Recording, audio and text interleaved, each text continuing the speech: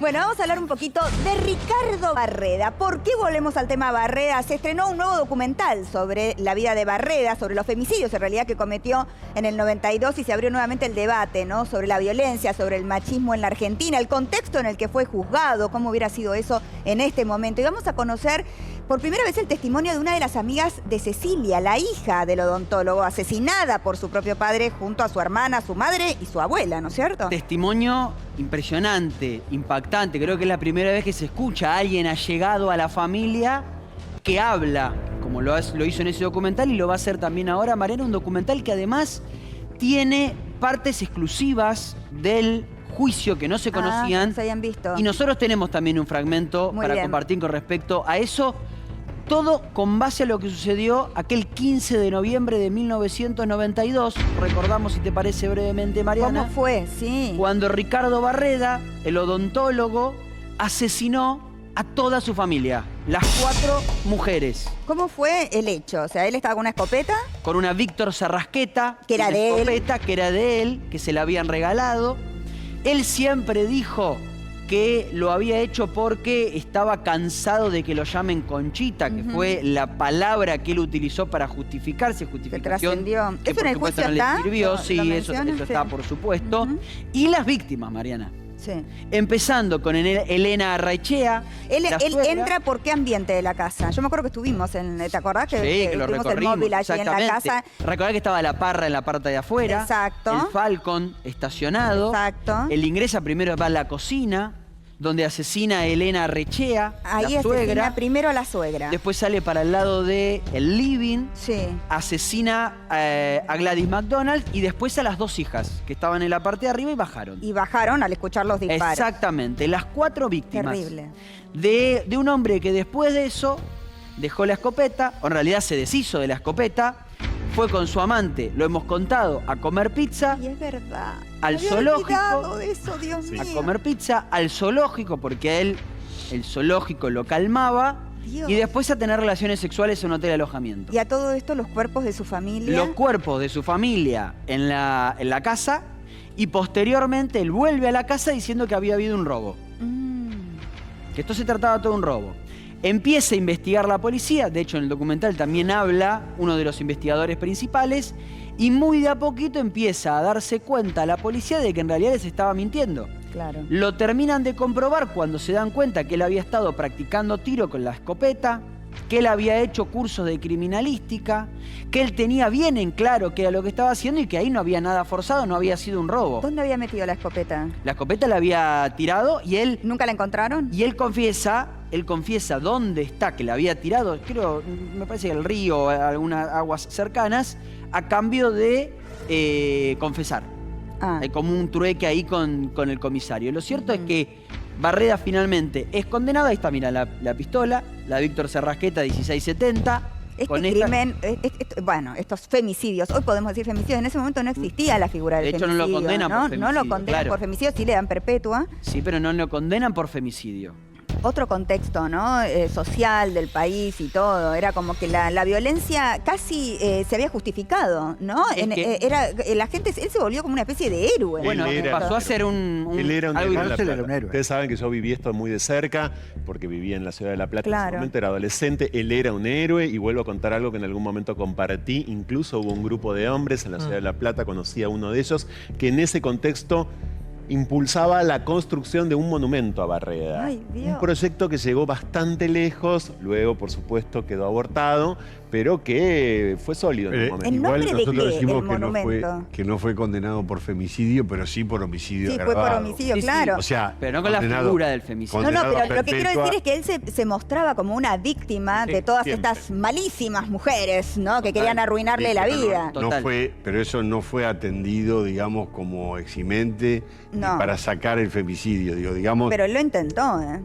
Él intentó la emoción violenta, ¿no? No, por supuesto. Sí, él intentó justificarse, pero le dieron... En ningún momento él se mostró arrepentido de lo que hizo. No, de hecho, en la partecita que tenemos del juicio, Mariana, él cuenta de una manera extremadamente fría. De hecho, presten atención al tono en que lo cuenta. Yo nunca lo había escuchado eso. Es interesante. Donde él va contando cómo dispara. cómo son los disparos y cómo va asesinando a parte de su familia. Es muy impresionante, insisto, más allá del contenido, lo que es impresionante es el tono en lo que cuenta frente a los jueces. Vemos esa partecita, estamos hablando de un documental que se estrenó, que ya ha sido furor, ¿no? En estos últimos días en Netflix. Y tiene entonces estas escenas inéditas, ¿no? Del juicio. Del juicio, que se conocían partes del juicio. Ahora se conocen estas partes que antes no, que son inéditas, que eran inéditas, donde él habla directamente de los disparos. Lo vemos, adelante. Mi hija me hace como el remedo de la voz. Dice, no entiende, no entiende. No, no entiende, dice la madre, y se ríen entre las dos. Ahí aparece mi suegra, que baja de la parte superior y le tiro. Aparece mi hija Cecilia, que salta por arriba de la abuela caída. ¿Qué hiciste, hijo de puta?, me dice. ¿Y entonces qué hace, señor Barreda? Y ahí le disparó. Ya disparó contra toda su familia. No sé, sentí como un sentimiento de liberación. ¿Debió recorrer la casa para encontrar los cadáveres? ¿O estaban todas amontonadas, todas en el mismo lugar? Estaban todos en el mismo lugar. ¿Estás seguro de lo que dice, Barreda? Doctora, la verdad su insistencia me resulta irritante. Si usted tuviera que ser el juez de Ricardo Barreda, ¿lo declararía inocente o culpable? Inocente. Proceda a dar lectura del veredicto y de la sentencia. Acaba de ser declarado culpable por homicidio simple y homicidio agravado por Impresionante, Inocente, se autoproclama inocente. Dije que estaba en Netflix, es en Flow, el documental, lo aclaro. Me sorprende muchísimo. Impresionante, ¿no? Como lo cuenta con la frialdad. Él diciendo soy inocente. Me resulta irritante lo que me dice. Medio altanero también.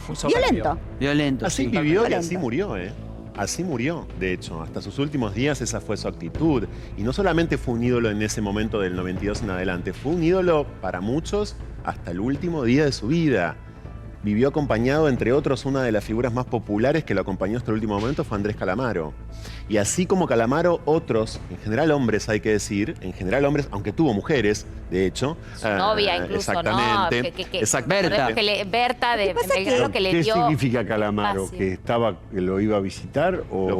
Hasta el último momento de su vida, y de esto hay constancia periodística, hay una nota en la que el nombre de Calamaro aparece con eufemismos en Infobae, pero todos sabemos efectivamente que se trata de él, que lo ayudó, que le dio plata, que lo acompañó hasta el último momento. Bueno, de hecho, en el documental... Pero yo creo que como personaje bizarro, ¿no? O sea, creo que había como una mirada casi con humor de este personaje, como si lo que hubiera hecho no fuera verdad, como si no hubiera asesinado de verdad a su mujer, a sus dos hijas y a su suegra. Bueno, pero fíjate que está también el testimonio, creo que también está en el documental, el testimonio de Cordera, de Gustavo Cordera, donde Gustavo Cordera hace una canción donde lo menciona, de hecho él en el testimonio lo recuerda, habla de Monzón y Barreda, que se le pega la frase matan por amor, no hace falta aclarar, menos en este programa, que nadie mata por amor. Los crímenes pasionales se decía hace mucho tiempo, ya quedaron totalmente erradicada esa frase. Y después Barreda, después... Y resulta agresiva escucharla. Totalmente. Además, sí. Y después Cordera dice algo que es, bueno, cualquiera puede matar, cualquiera puede cometer un error. ¿Verdad? Barreda no cometió un error. Un error es decir que hoy es 28 de septiembre, no, en realidad 29. Pero agarrar un arma y matar a 4 mujeres no es un error. Martín, de hecho, yo vi el documental ayer, me sorprende de sobremanera que Barreda lo ponen como un ídolo, estos personajes como Cordera, y que después de pedir perdón en el programa de Pergolini, porque él pidió perdón por esa frase espantosa que no la voy a volver a reproducir en una facultad, vuelve a justificar un cuádruple femicidio, porque lo justifica. La palabra error me parece que cualquiera puede cometer un error. Es un error. Es una justificación de un decir crimen. que Monzón mató a Alicia Muniz por un error o que fue un error ese crimen, la verdad que me parece... Bueno, por eso la popularización... Muy responsable. La popularización del supuesto epíteto que recibía Barreta, que era el de Conchita, que de hecho lleva ese nombre, un famoso libro, ¿no? Y además, perdón, Franco, Sí. un paréntesis. Por favor. No hay evidencia alguna de que hayan dicho así, supuesto que no. Ninguna. Ahora se lo vamos a preguntar a Inés, Yo lo que la quiero amiga de decirles, la hija. claro, es que eso fue así, digo, los argumentos que hoy esgrime Cordera, los que pudo haber esgrimido en su momento Calamaro y otros poetas, artistas, cineastas que estuvieron cerca de Barreda hasta el último día, esto hay que decirlo, muchos son nombres importantes, seguían sintiendo efectivamente que él era una víctima. No porque las 4 mujeres no fueran una víctima, sino porque él era emblema de un ensañamiento mediático, de una especie de ensañamiento periodístico, ¿no? Sobre él como el mayor criminal o uno de los criminales más importantes de la historia argentina, cuando efectivamente vivía un tormento. Eso no lo exime de culpa y cargo según estos personajes, pero sí hay que acompañarlo como víctima de repito, de una especie de obstinación mediática. Claro, porque aparte él se mostraba como una persona que había sido víctima de estas mujeres, de que lo maltrataban, que le decían Conchita, que le decían no sé qué, pero en realidad él se podía ir de ese lugar, digamos, no estaba sometido a violencia física, no estaba... Exacto. O sea era un profesional, lo voy a contar ahora, nuestra invitada especial, mucho mejor que yo desde ya, pero digo, era un profesional súper reconocido del centro de la ciudad de La Plata, un odontólogo que tenía una... Yo creo que quería seguir atendiendo después. Lo que hizo que se tomara con humor, voy a decirlo entre comillas, porque por supuesto no es un tema que nunca se debería haber tomado con humor. Era como, bueno, era el típico tipo que se hartó de la mujer que le rompía las pelotas y la mató. Claro. Esa era la imagen, ¿no? Que se vendía. Exacto, los que querían construir este monumento decían esto. La frase era... En La Plata se escuchaba, quiero decirles esto porque así crecí, se escuchaba esto permanentemente. Era, digo, realmente una especie de clamor entre ciertos hombres, no cualquier hombre, entre ciertos hombres, es decir, y sí, ¿cómo no iba a terminar reaccionando así? Todavía existen esos hombres. No, perdón, la frase era hizo justicia. Exacto, hizo justicia por cómo le rompía. Y terminan justificando, de alguna forma, porque sabemos que el humor es catártico y el humor también permite que cosas que no se pueden decir abiertamente, veladamente y solapadamente se terminan diciendo, termina justificando en buena medida esto que claramente fueron 4 femicidios. Claramente.